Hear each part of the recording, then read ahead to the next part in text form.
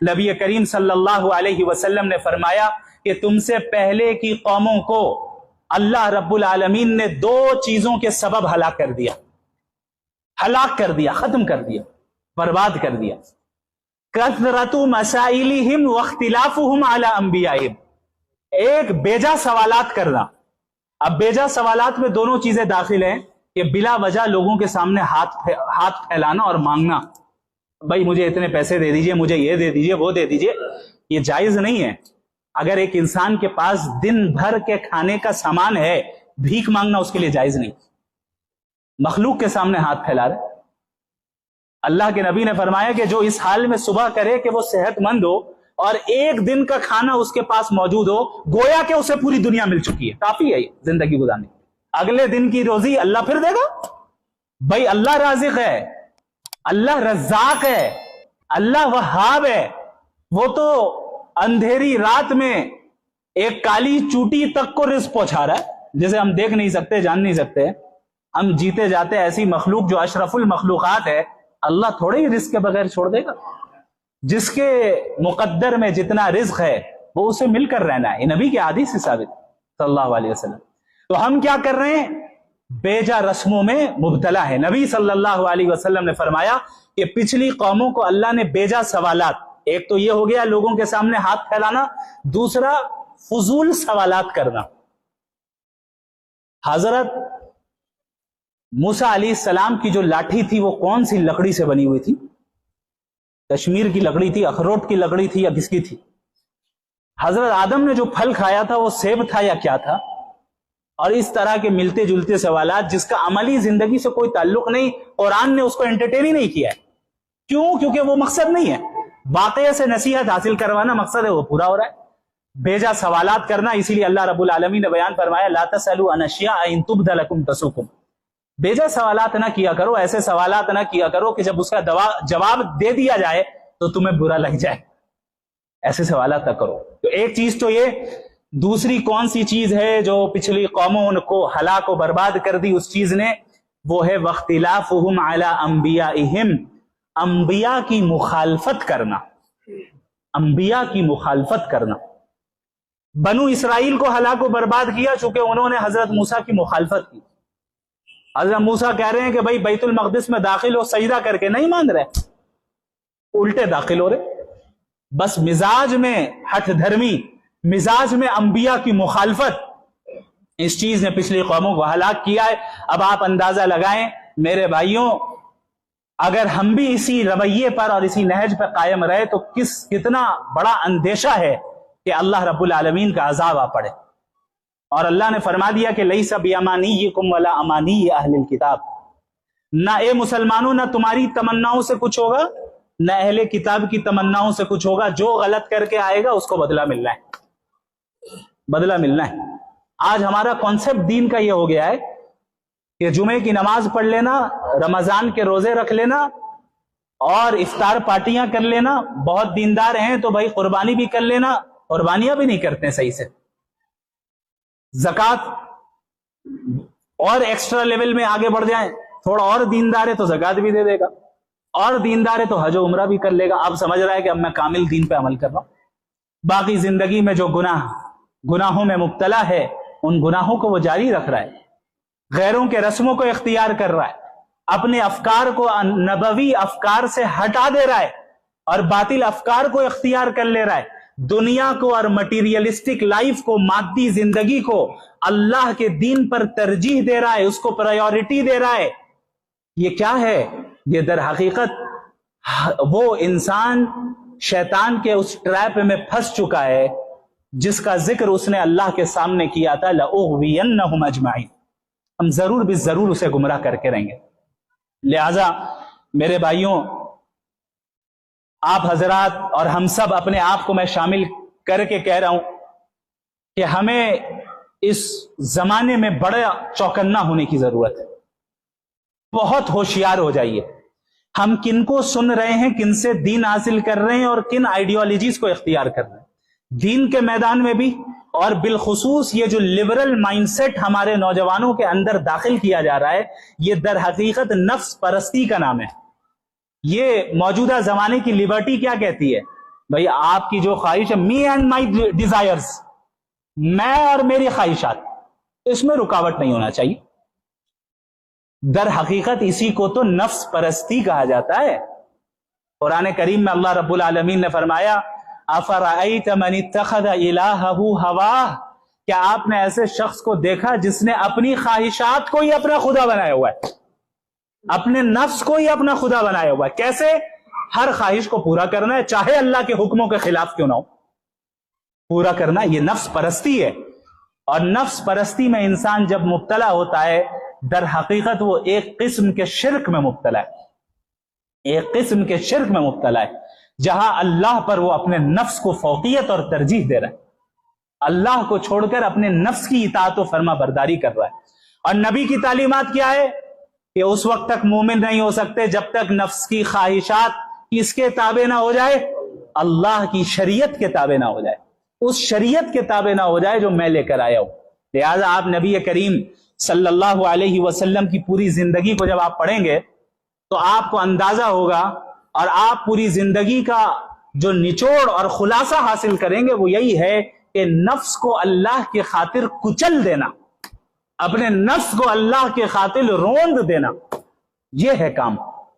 اب آپ بتائیے، نبی کریم صلی اللہ علیہ وسلم دعوت کا کام کر رہے ہیں، غار حرا سے ہدایت عام ہوتی ہے، وہاں سے توحید کا نعرہ بلند کیا جاتا ہے، اور پھر صفا کی پہاڑی سے علی الاعلان توحید کا نعرہ بلند کیا جاتا ہے۔ اب نبی کی مخالفت ہوتی ہے کہ نہیں ہوتی ہے؟ نبی کو شاعر، مجنون، ساحر اور پتہ نہیں کیا کیا کہا جاتا ہے یا نہیں کہا جاتا ہے؟ نبی کو جسمانی طور پر تکلیف پہنچائی جاتی ہے یا نہیں پہنچائی جاتی ہے؟ نبی کو نفسیاتی اعتبار سے مینٹلی پریشان کرنے کی کوشش کی جاتی ہے یا نہیں کی جاتی ہے؟ نبی صلی اللہ علیہ وسلم جب طائف میں جاتے ہیں کس طرح ان پر پتھراؤ ہوتا ہے، کس طریقے سے آپ صلی اللہ علیہ وسلم کے جسم اطہر کو، افضل المخلوقات کے جسم اطہر کو لہو لہان کر دیا جاتا ہے، کس طریقے سے آپ صلی اللہ علیہ وسلم کو دھکے دیے جاتے ہیں، کس طریقے سے آپ کو سب و شتم کا سامنا کرنا پڑتا ہے، کس طریقے سے آپ صلی اللہ علیہ وسلم کو اپنی قربانی اور اپنے قریبی صحابہ اور اہل بیت کی قربانیاں دینی پڑتی ہیں، کس طریقے سے مکۃ المکرمہ اپنے محبوب علاقے کو چھوڑنے پر مجبور کیا جاتا ہے، کس طریقے سے مدینے میں ہجرت کے بعد بھی سازشیں ان کے خلاف جاری رہتی ہیں، کس طریقے سے صحابہ کرام کو مدینے کی آب و ہوا سوٹ نہیں کرتی ہے اور وہ بیمار ہو کر شہید ہو جاتے ہیں، انتقال کر جاتے ہیں، کس طریقے سے مدینۃ المنورہ میں رہ کر یہودیوں کا سامنا کرنا پڑتا ہے، منافقین کا سامنا کرنا پڑتا ہے،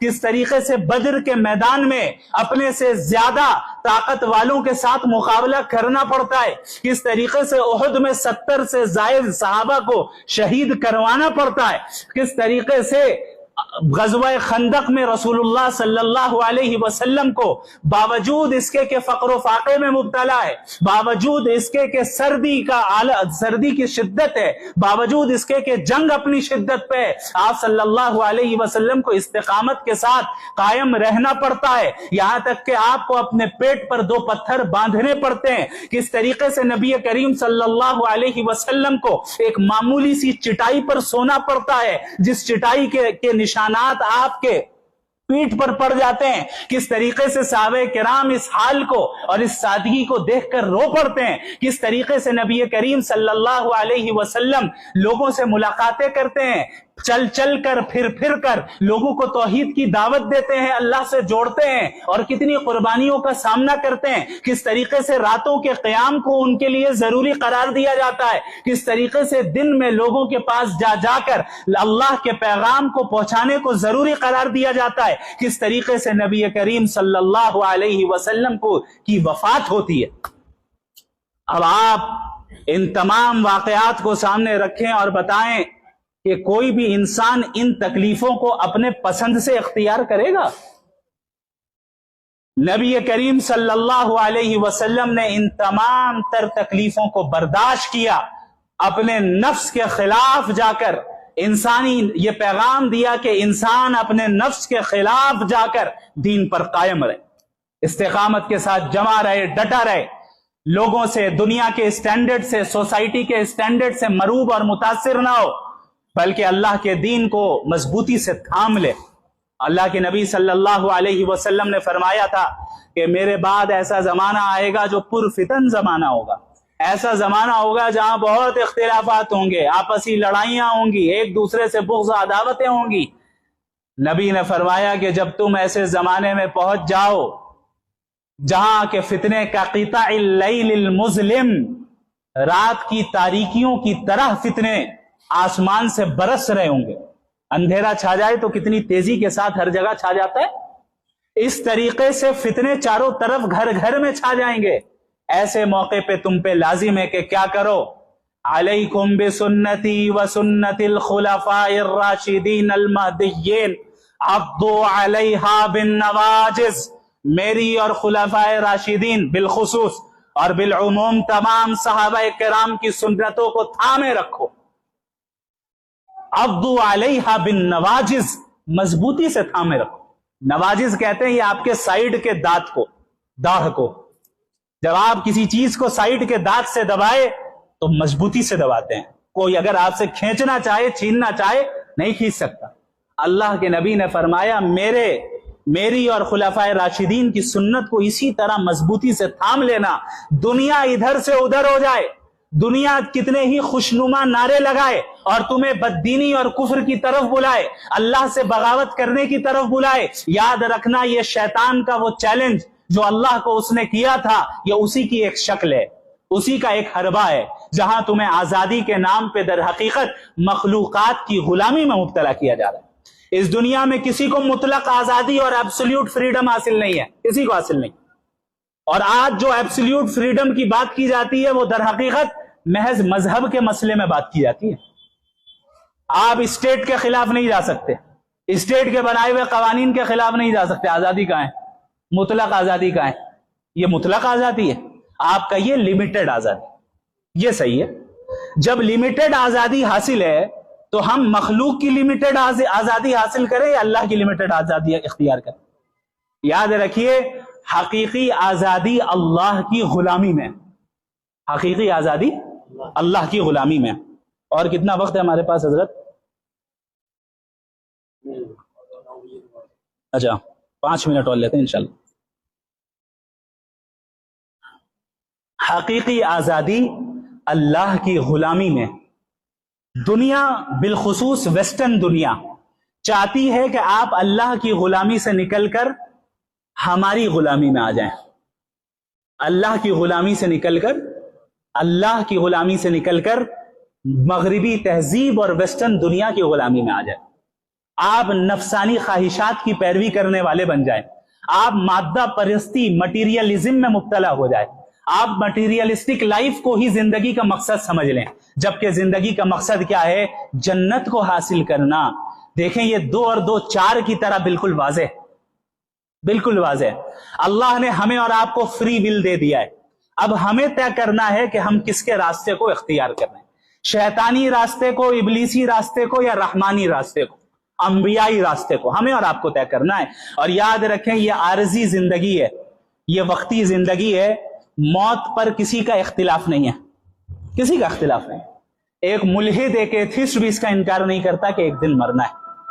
لہذا ضرورت اس بات کی ہے کہ ہم اللہ کے دین کو مضبوطی سے تھام لیں، اللہ کے دین کے راستے کو اختیار کر لیں اور اپنے آپ کو اور اپنے گھر والوں کو جہنم کی آگ سے بچا دیں۔ ویسٹرن دنیا کے دھوکے میں ہرگز مبتلا نہ ہو، نبی کی سنت کو تھام لیں، اللہ آپ کو دنیا میں بھی کامیاب کرے گا اور آخرت میں بھی کامیاب کرے گا۔ وآخر دعوانا الحمد للہ رب العالمین۔